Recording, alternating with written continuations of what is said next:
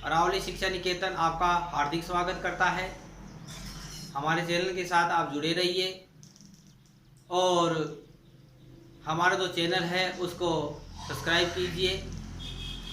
ये बात आपको विशेष ध्यान रखनी है कि जैसा कि आप सभी जानते हो कि कोरोना की वजह से अब भी जो है मरीजों की संख्या बहुत तादाद में बढ़ती जा रही है। तो स्कूलों का जहाँ तक खुलने का, विद्यालयों को खुलने का जो है वो यथासंभव समय पर संभव नहीं है। फिर भी हम आपके द्वार द्वार जो है शिक्षा लाने का प्रयास कर रहे हैं और आपकी जो समस्या है, व्यवधान है पढ़ाई का, उसका समाधान पूरी तरह से करने का हम प्रयासरत हैं। तो आप हमारे साथ जुड़े रहिए। तो देखिए, आज इसके अलावा एक बात और मैं आपके साथ शेयर करना चाहूँगा। देखिए, जहाँ तक हम जानते हैं, हमने ये देखा है कि अधिकांश जो है छात्र छात्राएँ जो हमारा वीडियो हम बनाते हैं, जैसे कि आप जानते हो कितना परिश्रम करके हम आपके लिए ऐसा कार्य कर रहे हैं, लेकिन फिर भी कुछ बच्चे ऐसे हैं जो वीडियो को अंत तक नहीं देखते हैं। तो आप देखिए, वीडियो को जहाँ से शुरू कर रहे हैं वहीं से देखिए, पार्ट टू पार्ट जो चल रहे हैं उनको देखिए, तभी आपके जो है ये समझ में आएगा। जो भी विषय से संबंधित आप पढ़ रहे हो उसको स्टेप बाय स्टेप पढ़ते चलिए और वीडियो को अवश्य पूरा देखिए। ऐसा नहीं है कि आप वीडियो को बीच में से देख रहे हो, काट काट के देख रहे हो, ऐसा नहीं। जहाँ शुरू कर रहे हो वहीं से देखो और बीच में जो कोई समस्या हो उसकी भी हम जो है आपके सामने, कोई भी समस्या है, जैसे मान लीजिए कुछ भी है जो आपको समझ में नहीं आ रहा है, तो वो आप हमको कमेंट कर सकते हो। कमेंट भी नहीं करो तो हमारे फ़ोन नंबर नीचे दिए हुए आते हैं पट्टी के नीचे, उस पर भी जो है आप हमको कांटेक्ट करके, हमको फ़ोन करके पूछ सकते हो। ये आपके लिए हमेशा 24 घंटे अवेलेबल रहेगा। तो आज का हमारा जो टॉपिक है अगला, संस्कृत व्याकरण का चल रहे थे हमारे शब्द रूप। किसके बारे में जानेंगे? हम शब्द रूप के बारे में जानेंगे। ठीक है, तो आज हमारा शब्द रूप जो है अगला, अकारांत राम शब्द हो गए थे और फिर रकारांत जो है वो हो गए थे। ठीक, देखिए आज हम चलेंगे इकारांत पुल्लिंग शब्द। इकारांत पुल्लिंग शब्द। इकारांत यानी ई जिसके अंत में हो, जैसे हरि है। ठीक है, तो देखिए इसके अंत में क्या है? इकारांत ई यानी स्वर है, इसलिए इसको इकारांत बोलेंगे। ई विभक्ति देखिए, एक वचन, द्विवचन और बहुवचन के रूप कैसे बनते हैं। प्रथमा में हरि का एक वचन बनेगा हरि है, द्विवचन बनेगा हरि, बड़ी ई की मात्रा लग जाएगी, बहुवचन में हरिया है। द्वितीया में देखिए, द्वितीया में बनेगा एक वचन हरिम, द्विवचन हरि और बहुवचन हरिम। तृतीया में देखिए एक वचन हरिणा, द्वितीया में हरिभ्याम और बहुवचन में हरि भी है। चतुर्थी में देखिए एक वचन हरिये, द्विवचन हरिभ्याम और बहुवचन हरिभ्य। पंचमी में देखिए हरे है, द्विवचन में हरिभ्याम और बहुवचन में हरिभ्य। तो यहाँ देखिए ये तीनों रूप एक बन रहे हैं। मैंने आपको पहले भी बताया था, जैसे अकारांत में, रकारांत में। तो यहाँ तृतीया, चतुर्थी, पंचमी का जो द्विवचन है वो तीनों एक रूप बन रहे हैं, हरिभ्याम हरिभ्याम हरिभ्याम। इधर देखिए यहाँ बहुवचन में दोनों रूप बन रहे हैं इसके, चतुर्थी और पंचमी के, हरिभ्य और हरिभ्य। तो ऐसे सहायता मिलती है याद करने में। षष्ठी में देखिए एक वचन में हरे है, हरियो है और बहुवचन में हरिनाम। क्या बनेगा? हरिनाम।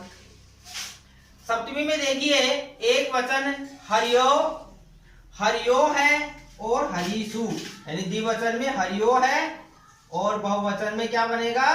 हरिसु। ठीक है, तो इस प्रकार देखिए ये प्रथमा से लेकर के सप्तमी विभक्ति करके इसके जो है वो रूप बन गए हैं।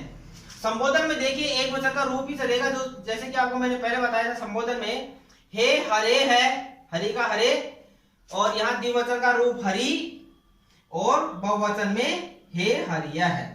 तो इस प्रकार देखिए इकारांत जो पुल्लिंग शब्द है वो इस प्रकार से बनेंगे। तो आप ऐसे और कई जो है इकारांत जो शब्द है उनको चुन करके और आप जो है ऐसे शब्द बनाने का प्रयास कीजिए। तो पहले आप अपनी नोट कॉपी में इनको लिख लीजिए, उतार लीजिए।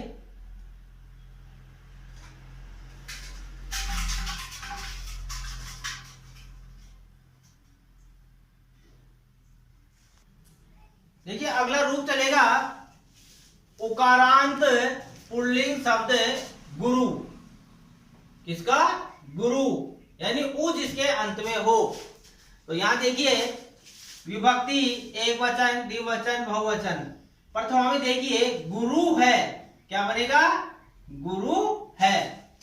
फिर देखिए द्विवचन में बनेगा गुरु, यानी रु जो है उसका बड़ा उ की मात्रा लग जाएगी, तो गुरु है, यानी गांठ से लग जाती है। फिर गुरु है। द्वितीय में एक वचन देखिए गुरुम, क्या बनेगा? गुरुम। और द्विवचन में गुरु, दोनों में देखिए एक ही रूप बन रहा है। फिर अगर देखिए बहुवचन में गुरुन। तृतीय में गुरु नाम, तृतीय में क्या बन रहा है? गुरु नाम। द्वितीय में बन रहा है, तृतीय में एक वचन गुरु नाम, द्वितीय में इसी का देखिए तृतीय का द्विवचन देखिए गुरुभ्याम, क्या बन रहा है? गुरुभ्याम। और बहुवचन में गुरु भी है, क्या बन रहा है? गुरु भी है। चतुर्थी में देखिए एक वचन में गुरुवे, द्विवचन में बन रहा है गुरुभ्याम, और बहुवचन में बन रहा है गुरुभ्य, क्या बन रहा है? गुरुभ्य। पंचमी में देखिए एक वचन बन रहा है गुरो है, गुरो है। द्विवचन में गुरुभ्याम और बहुवचन में बन रहा है गुरुभ्य, क्या बन रहा है? गुरुभ्य। तो इस प्रकार देखिए आपके वही बात, तृतीय, चतुर्थी और पंचमी, इनके जो द्विवचन है वो एक ही रूप बन रहे हैं, गुरुभ्याम, गुरुभ्याम, गुरुभ्याम। ऐसे इसी के देखिए ये दोनों रूप एक बन रहे हैं, चतुर्थी और पंचमी के बहुवचन गुरुभ्य, गुरुभ्य। और आगे देखिए षष्ठी में चलते हैं, गुरो है, गुरुओ है, गुरुनाम। सप्तमी में बन रहा है, या देखिए पंचमी और षष्ठी में ये दोनों समान बन रहे हैं, गुरु है, गुरु है, यानी एक वचन के रूप पंचमी और षष्ठी के। सप्तमी में देखिए गुरु, गुरुओ है और गुरुसु। यहां भी देखिए द्विवचन के जो रूप है, षष्ठी के सप्तमी के द्विवचन के जो रूप है गुरुओ है, गुरुओ है, दोनों समान बन रहे हैं। इसी प्रकार देखिए संबोधन में हे गुरु है, हे गुरु, हे गुरु है। तो इस प्रकार देखिए हम इनको याद भी कर सकते हैं, और वैसे रटना नीचे है, क्योंकि रटते हैं तो रटा हुआ तो भूला जा सकता है, और दूसरी बात समझ के आपको इनको देखना है। और ट्रिक्स वगैरह नहीं देख रही है, ट्रिक्स में क्या भूल जाता है, वही बात, रटा हुआ भूला जाता है, ट्रिक्स भूली जाती है। लेकिन अगर हम समझ करके और फिर अपन अगर उसको ध्यान में लाते हैं, समझते हैं और उसको हम बार बार प्रयास करते हैं, तो आप ऐसे इसी प्रकार गुरु के जो अन्य और शब्द हैं उनको आप बनाइए और अभ्यास कीजिए, तो आपको स्वतः ही याद हो जाएंगे, तो आप भूलोगे नहीं। ठीक है, तो आप अपनी कॉपी में इनको नोट कर लीजिए।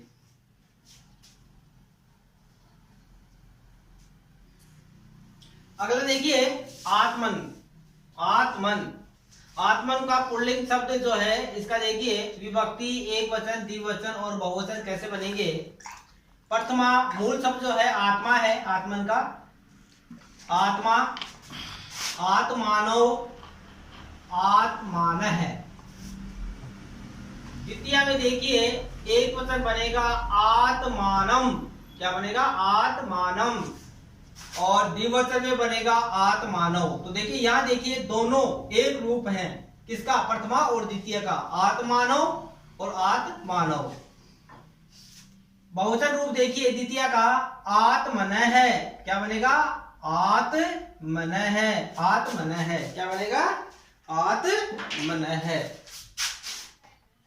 ठीक है, आगे देखिए तृतीय आत्मना, क्या बन रहा है? आत्मना। आत्मभ्याम, क्या बन रहा है? आत्मभ्याम। और बहुवचन रूप बन रहा है आत्म भी है, आत्म भी है।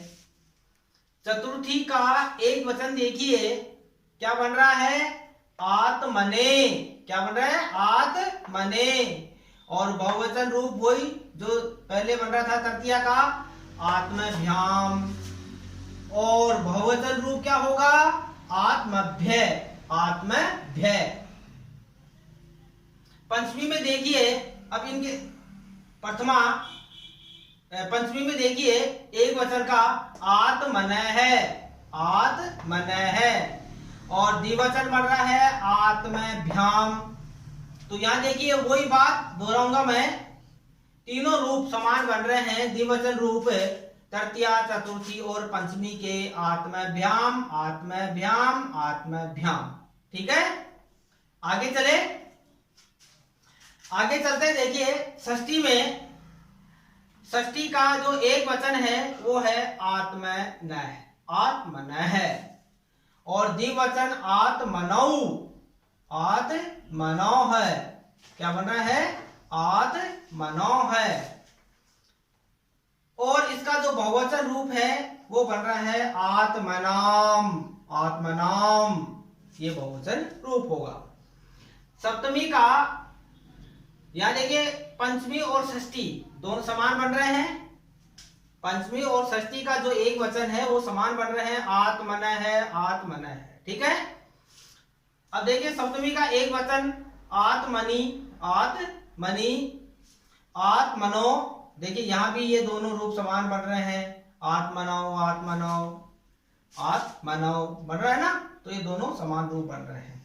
और इसका बहुवचन रूप होगा आत्मसु, आत्मसु। क्या बनता है, आत्मसु। अब संबोधन में देखिए मूल शब्द क्या है, आत्मन, तो इसका क्या बनेगा, हे आत्मन। और द्विवचन रूप क्या है, आत्मनौ, तो हे आत्मनौ। और बहुवचन रूप क्या है, आत्मान है, तो बहुवचन रूप का भी क्या संबोधन क्या हो जाएगा, हे आत्मन है, और संबोधन लग जाए। तो इस प्रकार देखिए आत्मा जो शब्द है उसे आत्मन के जो पुल्लिंग शब्द है वो इस प्रकार बनेंगे। तो आप इसी प्रकार के और अन्य जो शब्द है उनको भी आप बनाने का प्रयास कीजिए। इसी प्रकार आपको अच्छी तरह जो है आपकी जानकारी में आ जाएंगे और आपको याद भी होंगे, आप भूल नहीं पाओगे। ठीक है, कॉपी में उतार लीजिए आप अपने नोट।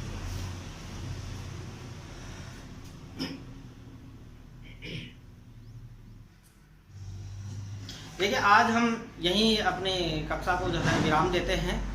और ये जो शब्द आपको मैंने बनाना सिखाया है तो आप इसी प्रकार जो है अन्य और शब्द भी बनाने का प्रयास कीजिए। ऐसे नहीं है कि जैसे मैंने इस पे बना दिया है तो क्या आप उन्हीं को बनाना, नहीं, और भी ऐसे जो इससे मिलते जुलते शब्द है संस्कृत के जो मैंने आपको बताए हैं उसी प्रकार से आपको बनाने का प्रयास करना है। देखो अभ्यास करोगे, जितना आप अभ्यास करोगे उतना ही आपको सुधार मिलेगा, उतना ही आपका स्मरण बढ़ेगा, आपकी स्मरण शक्ति भी बढ़ेगी।